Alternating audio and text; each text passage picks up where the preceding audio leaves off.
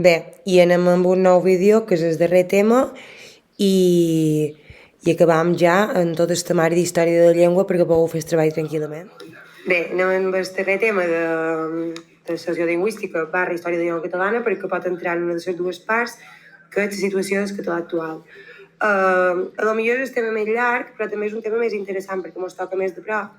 I, com veus, vos he deixat a la portada el futur del català, la premsa i els mitjans i situacions de territoris. Aquesta pregunta és ultra llarga, però vos la poden demanar talment.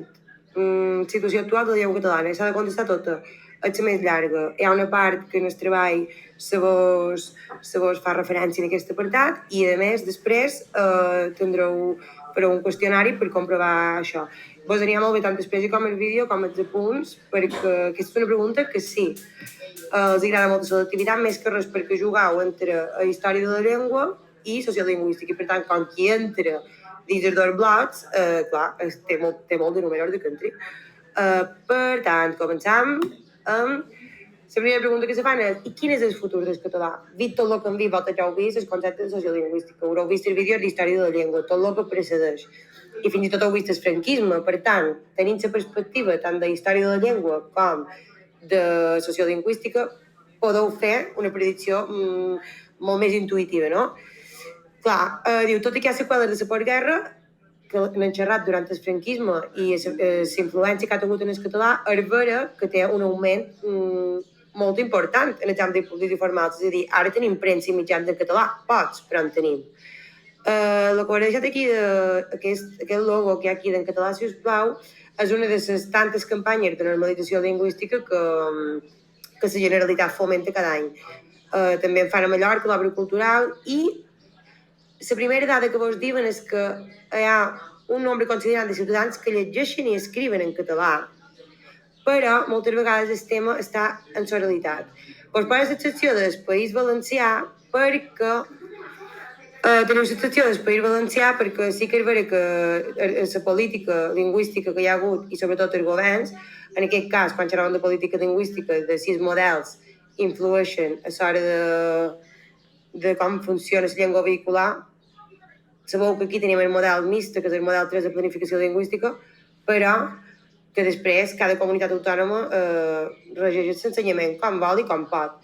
De fet, sabeu que en el País Valencià els professors no estan obligats a fer la classe en català, tot i que sigui la llengua vehicular. Per això aquest fenomen, concretament, és important que esmenteu el tema de la llatinització. És a dir, el català se coneix més perquè s'estudia, és a dir, està com a llengua vehicular, és una llengua oficial, té reconeixements i drets, però no s'utilitza. O sigui, la llengua se va extingint perquè en els àmbits de prestigi la gent no el xerra. Això és el que xerraven de Palma, no? Per exemple, a Palma molts de nens són fills de catalanoparlants, però entre ells xerren en castellà. Per tant, això també condueix a un procés d'institució lingüística? Sí. Que passa més a nivell oral, sí, però una llengua, si no se parla, mor. Això és un concepte que ja hem dit moltes vegades. Així mateix, el tema de la llatinització l'heu de comentar. És vera que les relacions interpersonals i mitjans, que és el que dèiem, tendeixen en el castellà. És a dir, si comptam el nombre de premsa i de mitjans que tenim, que ja ho hem comentat 1000 vegades, en català, sempre és un nombre molt inferior. Per això xerraven de fenòmens com la minorització. Veus que tot se mescla, al final és molt important fer els primers temes per poder acabar amb això. Tot i que sigui una pregunta llarga, al final és una pregunta bastant intuïtiva. El tema dels mitjans el comentam perquè simplement comentar quins mitjans hi ha en català ara mateix. En premsa tenim Sara Balears, IB3, TV3, diaris com Segur i El Punt, però moltes vegades els mitjans de la premsa escrita en català se regeix més, està més centrada en el que serien els àmbits locals, diaris de poble. En canvi, si mireu la ràdio, passa exactament el mateix. El que passa és que, clar, a la ràdio hi ha el punt d'oralitat que potser li falta. I a internet és un cas molt curiós. És una de les llengües més utilitzades. Aquí us deixo una altra de les campanyes, que és el català en el mitjà de comunicació, perquè se va fomentar molt i és vera que la xarxa s'utilitza molt. Fixeu-vos, el cas d'IB3 és un cas especial, perquè IB3 fa programes en català, però a les zones de màxima audiència emeten pel·lícules en castellà. Casualitat, bé, percentualment surt de la xarxa, que és el que vos comentava, és una de les primeres llengües del món i més utilitzades el català. Increïble. És una dada que mos ve per l'Institut Nacional d'Estadística, però és certa, encara que pareixi increïble. I, en canvi, en els àmbits administratius oficials, potser més importants a nivell formal, a nivell legal, és molt reduïda, per no dir nul·la. De fet, teniu dret a utilitzar el català. Aquí vos posa la campanya del català també és de llei, però és molt complicat poder accedir en els tràmits, moltes vegades públics, en aquesta llengua. Tot i que teniu tot el dret a reclamar-ho, vull dir, això és una cosa legal, perquè si viviu en un model mixte, sabeu que en el vostre àmbit teniu tot el dret administratiu a poder xerrar en aquesta llengua o que vos l'ofereixin. Per això vos parlo del model mixt de desigualtat jurídica i en el cas dels països catalans heu de poder accedir a aquesta llengua. I finalment, vos demana la situació desigual entre territoris. Això sí que és interessant, perquè de tot el domini catalanoparlant hi ha moltíssima diferència. I xerrarem sobretot de l'oficialitat. En el cas de, perquè ho vegeu bé i no ho recordeu, el Catalunya Nord i l'Alguer, el català és molt viu fins al XIX, és a dir, fins a l'època del romanticisme, que és per on començarem la literatura. Però a partir del segle XX hi ha una gran recessió que se nota molt sobretot en l'àmbit oral. Perquè, per començar, en aquests territoris no és una llengua oficial i, per tant, quan no és una llengua oficial, deixa d'haver-hi mitjans i l'índex de parlants baixa. Com veus, és un tema bastant intuïtiu. En canvi, a Andorra, el català és l'única llengua oficial, però és un estat que, si ho sabeu, rep molta immigració. Això el que provoca és que molts ciutadans que hi ha allà no sàpiguen xerrar en català, encara que sigui la llengua oficial, i que hi hagi molta influència de fora. Per tant, viu un procés d'estitució lingüística, sí. I en aquest cas és un territori on el català és oficial. És curiós, eh? La Franja de Ponent tampoc és oficial, però l'àmbit acadèmic és voluntari i, si recordeu, el tema de l'actitud lingüística, que xerràvem en els primers temes, que és a nivell d'afecció, a nivell de coneixement, l'actitud lingüística té una baixa consciència. Això fa que sí tingui poc prestigi. I per prestigi, ja sabeu que les institucions com la diglòssia, i sabeu que la diglòssia passa en el procés d'institució. Està molt relacionat amb tots els temes de sociolingüística. El percentatge més elevat de catalanoparlants, com a dada interessant, és de les localitats aragoneses que limiten en Catalunya.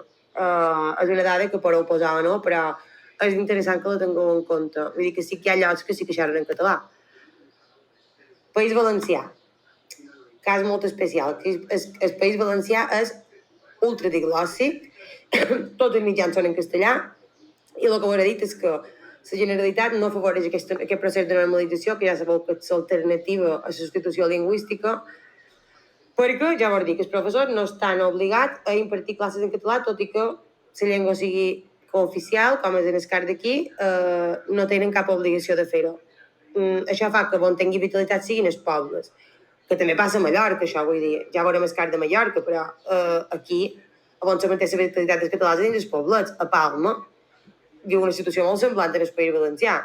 I, de fet, en el País Valencià, la majoria dels centres utilitzen el castellà.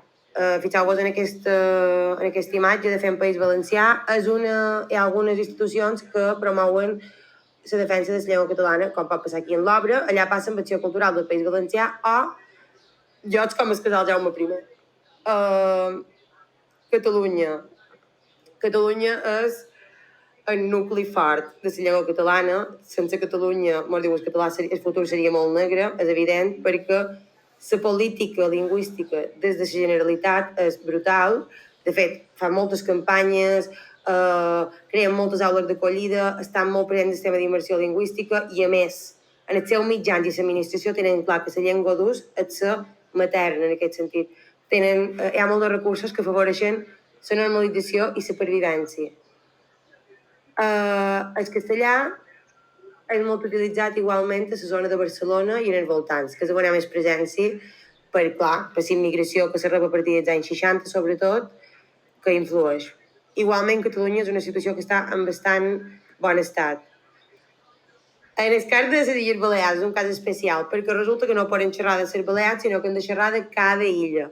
Cada illa té un nut super diferent de la llengua catalana. Tot i que tenim la mateixa igualtat jurídica, per dir-ho de qualque manera, en el model de planificació, funciona molt diferent. En el cas d'Eivissa, l'índex de catalanoparlants és molt baix. De fet, si xerrau amb qualcú que ha anat a viure a Eivissa, xerrau amb qualcú que ja ha fet feina, vos ho dirà, és molt més complicat a Eivissa trobar un catalanoparlant que trobar-lo a Palma. I, a més, tenen un fenomen que defensen coses com civisme, és a dir, defensen les modalitats. Això hi ha molta confusió. En xerrarem més en banda, argonellisme, desblaverisme. Per tant, a Eivissa, l'índex baixíssim. En aquest cas, el govern de les illes defensa el bilingüisme. I l'illa amb més índex de catalanoparlants és Mallorca. Però tenim el factor del turisme, que ja sabeu que és una cosa que afecta bastant, i és el cas de Palma, que està molt castellanitzada per el tema del turisme. Igualment, Mallorca s'endú l'índex més alt, i en els pobles és molt vital. De fet, en xerrar 1000 vegades que els vostres predins, molt segurament, no saben xerrar en castellà, tot i que van estudiar, ja xerran de nivell oral. I a Menorca la situació també és bastant bona. I amb això acabaríem, bàsicament, la situació del català actual. Hauríeu de comentar totes aquestes qüestions, un país que en 10 minuts hem pogut resoldre, més o menys, i seria també una mica intuïtiu, és a dir, heu de tenir dades, però no hi ha res de memoritzar, sinó de saber un poquet de comentar quin és el futur. Que vosaltres també hi podeu posar de la vostra part i podeu donar opinió i podeu valorar, evidentment, perquè és una qüestió social on al final vosaltres hi formeu part. I amb això acabaríem la situació actual de la llengua catalana.